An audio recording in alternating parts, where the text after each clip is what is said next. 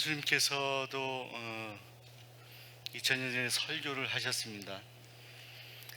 우리가 이 신약 성경을 읽으면 우리 예수님의 설교의 내용을 잘 알 수가 있는데, 예수님의 설교 가운데 가장 기억나는, 아마 예수님께서도 그렇게 생각하시지 않을까 생각합니다. 저는 청중으로서 이 성경 말씀을 통해서 예수님의 설교 들을 때 가장 명설교가 어딜까? 저는 마태복음 5장이라 생각합니다. 5장의 특별히 팔복의 말씀들은 우리 인간이 겪고 있는 여러 가지 삶의 고통과 고난과 삶의 질곡 가운데서도 우리가 하나님만 바라보아야 될 이유를 분명하게 말씀하고 있기 때문입니다.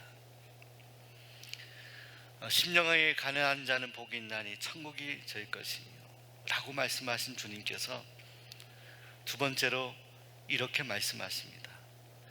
애통하는 자는 복이 있나니 저희가 위로를 받을 것이며. 여러분 애통해 보신 일이 있습니까? 저는 있습니다. 또 애통하는 그 모습을 제가 제 인생 가운데 기억해 본다면 잊을 수 없는 그런 애통함이 있습니다. 제가 청년 시절에 신학생으로 섬겼던 교회에 같은 또래의 청년이 있었습니다. 교회 신학생으로 섬겼는데도 그저 신학생 청년 이런 걸 떠나서 같은 나이를 가진 그 또래 친구들하고 그 교회에서 아주 재미있게 교제하며 지냈었거든요. 근데 그 친구는 참 기타를 잘 쳤습니다. 기타를 한번 치게 되면은 아주 거기에 다 빠져드는 정도로 아주 실력 있는 기타리스트였어요. 성품도 너무나 좋았어요. 그래서 우리가 어디 이렇게 MT를 가고 가면 그 친구가 주도해서 음악을 하고 찬양을 하고 또 때로는 당시 유행했던 그런 노래를 하게 되면 우리가 다 따라 불렀던 그런 친구들. 근데 그 친구가 어느 날 몸이 아프기 시작하는데, 병문안 갔는데 곧 나아질 것 같은 그 친구가 결국은 우리를 떠나게 된. 그때 우리 함께 했던 친구들이 그때 장례식장에 갔는데 우리도 그 친구를 생각할 때 너무나 마음이 애석하고 안타깝지 않아요? 저는 그때 그 어머니의 그 눈물과 그 애곡의 소리를 제가 들었습니다. 여러분, 그 당시에는 우리가 이렇게 조문을 가면 거의 밤새서 함께 했던 그런 시절이거든요. 밤새 우시더라고요. 이것이 애곡이구나. 이것이 애통이구나. 창자가 끊어질 정도로 흐느끼는 그 울음. 사랑하는 여러분, 우리가 인생을 살다 보면 때로는 그런 일을 경험할 때가 있습니다. 혼자 있어도 울고 싶고 어디에 가서도 울고 싶은, 누구에게도 내 마음을 꺼내 보이기 어려운 그 애통의 깊은 골짜기 속에서 헤매어서 나오지 못할 때가 있습니다. 자, 그런데 사랑하는 여러분, 오늘 이 마태복음에서 우리 주님은 우리에게 말씀하기를 바로 그 애통하는 자가 복이 있다 말씀합니다. 너무나 가슴이 아파서 슬퍼서 눈물로도 충분하지 않은 그런 마음이 아프고 마음이 고통스러운 바로 그 사람에게 복이 있다. 왜? 그 애통하는 자에게 우리 하나님이 터치해 주시고 만져주시기 때문에, 그런 이들에게 하나님의 위로가 있기 때문이라는 거예요. 슬퍼할 때 마음껏 우는 것도 하나의 방법이라 생각하는데, 하나님이 안 계시다라고 한다면 우리는 울음 속에서 정말 그 고통의 골짜기에서 헤맬 수밖에 없을 텐데, 오늘 우리 주님의 위대한 설교는 애통하는 자에게 복이 있다는 거예요. 왜? 그런 애통하는 자에게 주님의 위로하심이 있기 때문이라고 말씀합니다. 저는 성경의 많은 인물들 가운데 특별히 미가 선지자의 애통함을 말씀을 통해 묵상해 보았습니다. 그는 하나님의 은혜를 받은 사람입니다.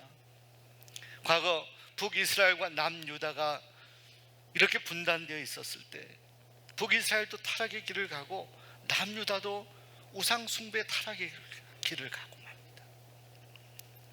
그때 이 모레셋 사람, 아주 평범한 사람이었던 이 미가라는 사람에게 여호와 하나님의 말씀이 임하게 됩니다. 말씀이 임하니까 가슴이 뜨거워지는 거예요. 여러분, 이번에 집회 그리고 사경에 열심히 참석하시기 바랍니다. 하나님이 우리에게 은혜를 주시는 도구가 있는데, 저는 아무리 생각해봐도 제 인생 가운데 제가 이렇게 설교하는 설교자가 아니라 하더라도 제가 은혜 받았던 그때는 하나님의 말씀을 들을 때였던 거예요. 성령의 하나님의 말씀이 내 마음에 오셔서 말씀이 나를 인도하고 이끌어 갈 때, 그때 가장 행복했던 것 같아요. 근데 사랑하는 여러분, 이 평범했던 이 모레셋 사람 이 미갈에게 하나님의 말씀이 임하기 시작합니다. 말씀이 임하니까 가슴이 뜨거워져요. 그리고 주변의 환경이 보이기 시작하는데, 당시에 이 유다 백성들이 하나님을 떠나고 우상을 섬기고 죄악을 저지르고 그렇게 마음대로 살아가는 모습이 눈에 들어오게 됩니다. 그리고 유다가 심판당할 것이라는 그 하나님의 말씀을 듣습니다. 이 미가는 하나님의 말씀을 전하죠. 그런데 그 말씀을 유다 백성들이 들음에도 불구하고 그들은 전혀 개선하려고 하지 않아요.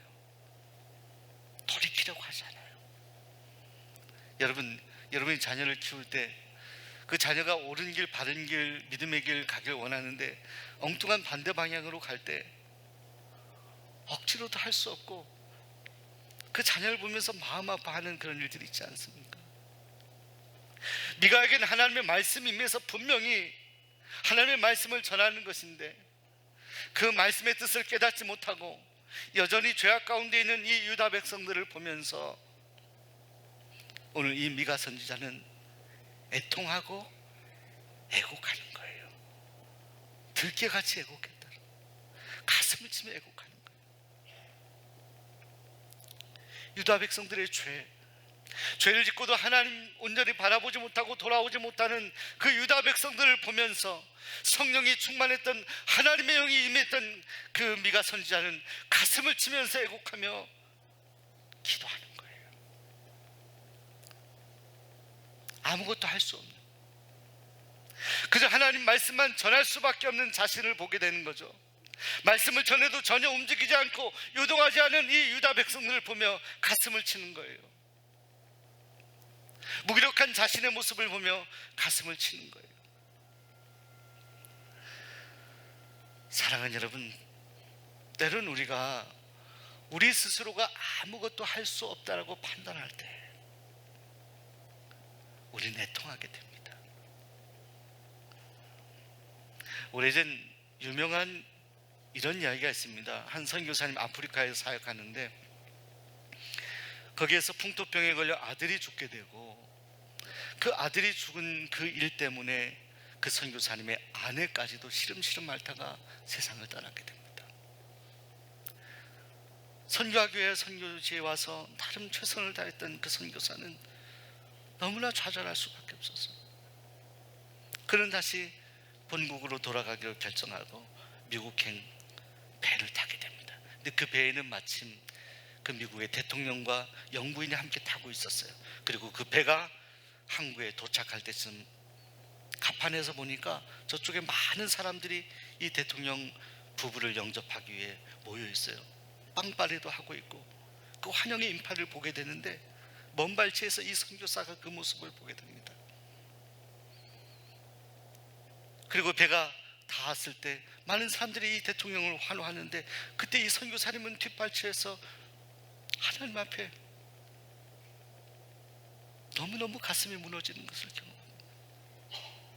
하나님께 질문하는 거예요. 하나님, 그래도 제가 아프리카 선교사에서 나름 최선을 다했는데 저는 다 잃어버리고 이렇게 돌아오게 돼서 너무나 외롭고 힘든데, 저렇게 세상의 사람들은 저 대통령이 저렇게 환호하고 있는데 저를 맞아줄 사람은 아무도 없네요.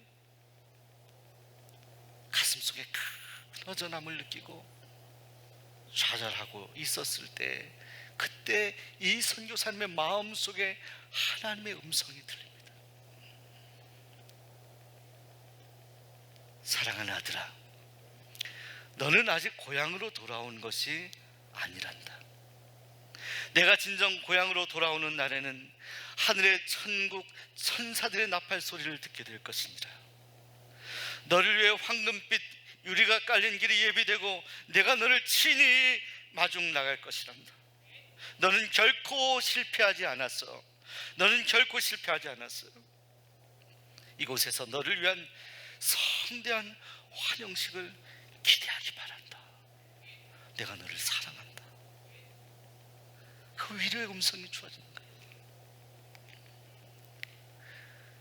그 배의 갑판 위에서 그 놀라운 하나님의 음성과 감동을 받았던 이 선교사가 다시 발걸음을 돌려 아프리카로 돌아가서 사역을 감당하게 됩니다. 자, 사랑하는 여러분, 오늘 우리가 주님의 길을 갈 때 때로는 애통한 일을 만날 수 있어요. 비통한 일을 경험할 수 있어요. 우리 삶의 바닥을 경험할 수 있어요. 자, 그런데 그 바닥 가운데서도 우리 하나님은 우리를 놓고 계시지 않습니다. 우리를 주목하고 계십니다. 우리의 손을 잡고 계십니다. 우리를 위로하고 계십니다. 주님은 그런 분이세요. 다 드러나지 않은 그 놀라운 영적인 곳에서 우리 주님은 우리를 응원하고 계세요.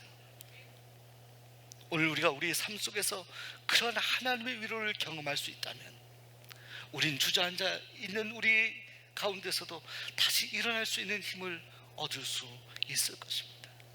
유다의 죄악을 바라보며 한탄하며 안타까운 마음으로 애곡하였던 이 미가 선지자, 자, 그는 진정 이 유다 백성들과 하나님 사이에서 그들을 중재하려고 하는데 이 중재가 잘 되어지지 않는 거예요. 여전히 이 관계가 멀어지는 모습을 보며 애통한 마음으로 하나님 앞에 기도하는 이 미가 선지자를 보게 됩니다. 사랑하는 여러분, 오늘 우리가 이렇게 십자가 앞에 와 있습니다. 십자가에서 애곡하셨던 우리 주님의 그 마음을 우리가 기억해야 될 것이에요. 미가 선지자가 유다 백성과 하나님과의 사이를 중재하기 위해서, 하나님께 가까이 하기 위해서 하나님 말씀을 전하지 않았습니까? 근데 이 유다 백성들은 여전히 그 하나님의 사랑을 느끼질 못해요. 우리가 새가족이 오면 바나바 사역을 하게 됩니다. 그때 말씀을 나누는 것이 있습니다. 여러분들 한번 보여드렸던 영화, 이 영화 더 모스트라고 하는 영화에 보게 되면 한 철도원이 등장하게 됩니다. 그 한 번은 아들을 데리고 일하는 일터에 갔는데 그 철도원의 역할은요, 철도를 이어주는 거예요. 배가 지나갈 땐 철도를 열어주고, 또 기차가 그 철로를 달려가야 될 때는 이 철로를 내려주는 역할을 하는 겁니다. 기계를 움직이는 역할을 해요. 아들이 옆에서 함께 대화를 하는데요. 근데 갑자기 예상치도 않게 400명을 태운 열차가, 아마 시간이 잘못 맞았던 것 같습니다, 저기서 달려오고 있습니다. 이걸 내려야 되는데 그 순간 아들이 기계실에 떨어져서 거기에서 이 다리를 내리게 되면 아들이 즉시 죽게 되는 상황이 됩니다. 근데 아들을 살리기 위해서 이 철도 다리를 열어놓으면 그 기차에 탄 사람들이 다수 모두가 죽고 마는 이 절체절명의 순간에서 이 철도원이 고통을 지르고 비명을 지르면서 기계를 내립니다. 아들이 기계실에서 죽어가는 것을 상상하고 생각하면서, 그때 기차가 아슬아슬하게 그 철로를 지나가게 되죠. 그런데 이 영화는 이 기차에 탔던 사람들의 모습을 한 사람씩 잡습니다. 밑에서는 이 철도원이 비명을 지르며 애곡하는 그 모습, 아들 잃어버린 그 고통의 그 순간에도 이 열차에서 아무 일도 느끼지 못한 것처럼 일상적인 대화를 하고 전화를 하고 비스킷을 먹는 사람들의 표정입니다. 자, 이 영화는 오늘 우리의 실상을 반영합니다. 바로 미가 선지자가 이랬던 당시의 유다 백성들을 향한 미가의 마음을 반영하는 거예요. 지금도 수많은 사람들이 우리 종로교회 앞을 지나가고 있습니다. 어저께도 인산인해를 이루었어요. 행복님, 여전히 저 십자가의 사랑을 모른 채, 여전히 그 하나님의 사랑을 모른 채 2000년 전에 우리의 죄 때문에 그 십자가에서 애통하며 애곡하며 달려 돌아가신 그 주님의 사랑을 전혀 모른 채 그들은 웃으며 일상생활 속에서 아무 일도 없는 것 같이 살아가고 있습니다. 자, 사랑하는 여러분, 애통하며 십자가이셨던 우리 주님의 모습처럼 우리가 애통하며 마음을 가지고, 자, 아무렇지도 않게 살아가는 그들을 향하여 우리가 그 하나님의 뜻을 전할 수 있기를 소원합니다. 그 애통의 자리에서 다시 새로운 생명의 싹이 피어나길 소원합니다. 애통과 고통의 그 자리에서 우리가 주님께 엎드려져서 간구하는 가운데 주님은 여러분을 위로하실 것입니다. 그 낙심의 자리에서 여러분이 충분히 바라보아야 될 소망의 아름다운 그 거룩한 곳을, 그 비전을 우리에게 허락해 주실 것입니다. 기도하겠습니다. 하나님,